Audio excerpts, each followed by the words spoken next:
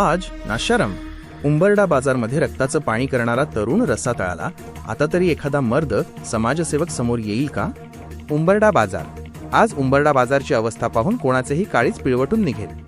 ज्या हातांनी गावाचं भविष्य घडवायला हवं होतं ते हात आज व्यसनाच्या विळख्यात थरथरत आहेत.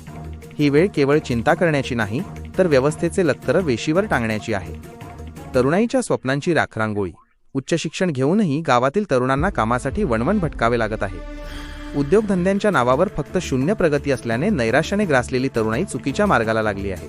गावात रोजगाराच्या संधी का निर्माण झाल्या नाहीत? उद्योगांचे जाळे विणण्याऐवजी तरुणांच्या हातात व्यसनाची साधने कोणी दिली? हा प्रश्न आता प्रत्येक ग्रामस्थाने विचारण्याची वेळ आली आहे. नेतेगिरीचा मुखवटा फाडण्याची वेळ. गावात पुढारी अनेक आहेत पण जनतेच्या दुःखावर फुंकर घालणारा एकही खंबीर नेता दिसत नाही. गरिबी आणि बेरोजगारीमुळे अनेक कुटुंबांची चूल पेटणे मुश्किल झाले आहे. फक्त मतं मागण्यासाठी हात जोडणारे लोक आता तरुणांच्या उद्ध्वस्त होत असलेल्या आयुष्याकडे पाठ फिरवून बसले आहेत.